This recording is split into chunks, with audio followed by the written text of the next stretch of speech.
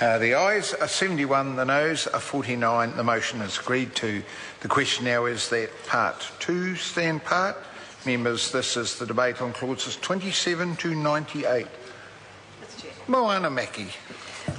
Thank you, Mr Chair. And, I have a number of amendments in my name in SOP number 103 and also another SOP that I don't quite have the number with at the moment, amending Part 2 of the bill, which is around the process around the requirements and the issuing of marine consents under the legislation. The first clause that I have an amendment for in my name is clause number 27, and this is around the regulations prescribing standards, methods or requirements. And as I mentioned in earlier in my speeches on earlier parts of the bill, an awful lot in this piece of legislation is being left to regulation, and it was very disappointing that during the select committee process we would have really liked to have been able to have the regulations alongside the legislation, because it was hard to really know what the impact of the legislation was going to be, how effective it was going to be, when in fact the guts of it was in regulation, which was still being developed by officials.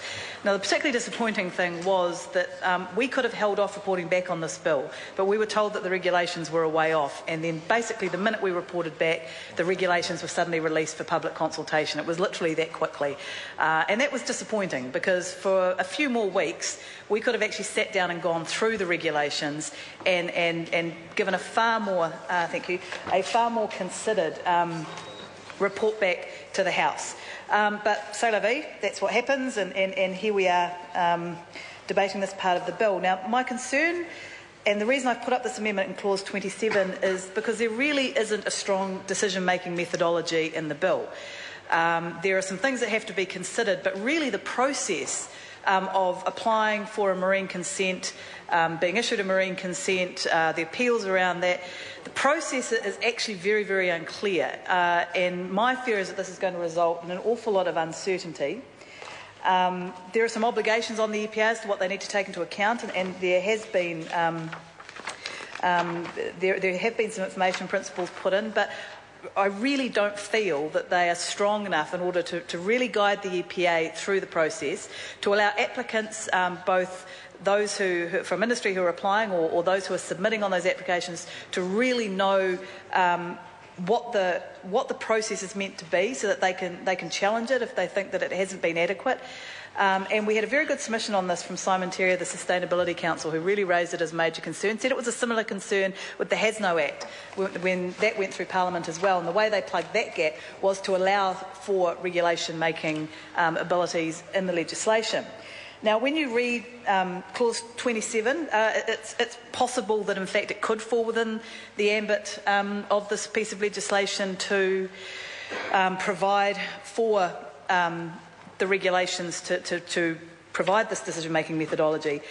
But it's not clear, and in fact the advice that has come back from officials is that no, that's not the intention of the legislation, to allow for a decision-making methodology to be provided in regulation, that the officials consider it may actually be ultra vires of the legislation.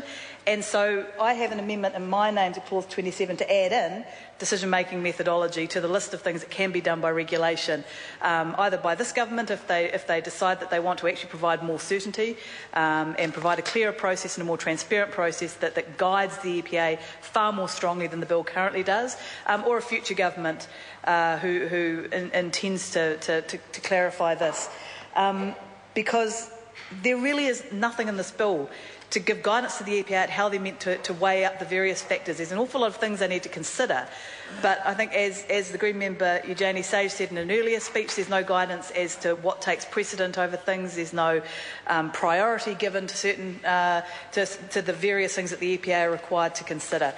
We think this is a very, very big gap in the legislation. It's a gap that could be easily fixed, and if we're unable to get support from the government to allow this to proceed, then we may look to write into the Regulations Review Committee to ask if they could consider the matter of whether or not this kind of power would fill the gap, as indeed it did with the Has No Act, because the last thing we want, and one of our big concerns about this legislation, as we've said the whole way through, has been that it's going to be a field day for lawyers, an absolute field day for lawyers, which is perhaps why the law firm for the oil and gas industry were so effusive in their support for this piece of legislation when they came to the Select Committee, and why wouldn't they be? Now, I have a number of other amendments, and I want to go to the main ones first, and if I get time in this part, I'll come back to the others.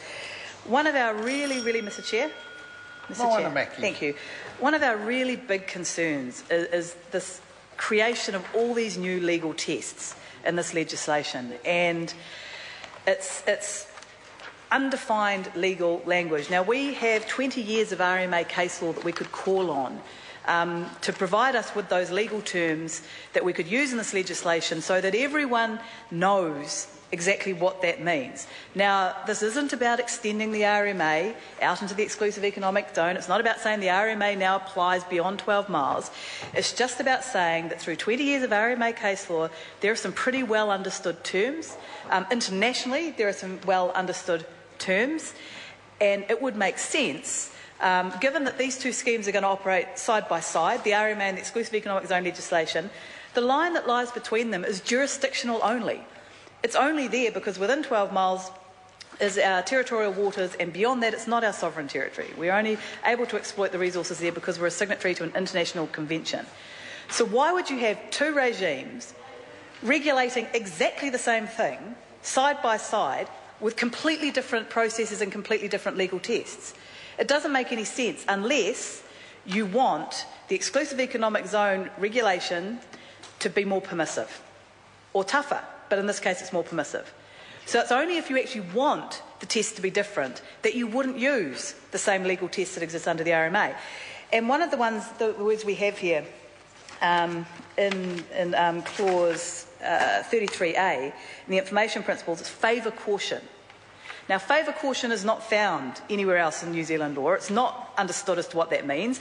Industry and environmental advocates are going to fight it out in the courts. That's going to be the only way we actually determine what favour caution means. How does that provide any certainty? And so I have an amendment in my name to replace favour caution with a precautionary approach. Now, a precautionary approach is well understood. People know what it means. They know where the goalposts are. Oil and gas industry in Taranaki has been able to operate under the RMA, and they haven't been completely stymied by the legal tests there. The Taranaki Regional Council, when they came and submitted at the Select Committee, said they would prefer more consistency with the RMA because they're used to dealing with it, they understand it, and now they're going to have to come to grips with a whole new set of rules, a whole lot of appeals, a whole lot of concerns as people grapple it out and try and fight as to what this favour caution means. And as I said, ultimately, it will be the courts that decide what favour caution means. It may go against the government's wishes. It may end up being tougher than the RMA, but I doubt it because all the indications given from the government so far on this piece of legislation has been that they want it to be, that they want to do more of this. So I think the inference could be taken that it was intended to be more permissive on balance than tougher. But we just, on this side of the House, in the Labour Party, we wonder, why would you not use well-known legal tests, save people the lawyers' bills, save people the uncertainty? And the answer is, the only reason you wouldn't is because you don't want the test to be the same. That's the only reason. Because if you remember, this is a jurisdictional line. It's not about resource allocation. It's not about the environment. It's not about science. It's not about any of those things. It's just where our territorial waters end. That's why the line is drawn there. So why we have a completely different test, and there may be some projects that actually operate across that line. So you have to go through both processes, the RMA on this side, the EZ on the other side, and are facing completely different legal tests for exactly the same activity. Well, that's just nuts. That's just nuts. It's not clear. It's going to create enormous uncertainty, and we really hope that the government takes that on board and goes with language that is well known. I also have an amendment on the adaptive management approach, which I'll probably leave for my next call because I think that will perhaps take too long. One of the other areas that I've made changes to is around when regulations are going to be changed and who gets to be notified and who gets to be told. And I've made some amendments to make sure that when regional councils and iwi and stakeholders are being engaged in this thing, that they're being given all the information possible. Because at the moment, they're just required to provide basically a summary of summary of what's about to happen. Well, we think they should be given the full text of what's about to happen. They can be given a summary too if that's what the officials want to do. But they need to see exactly, because as we've seen with this SOP, the devil really is in the detail.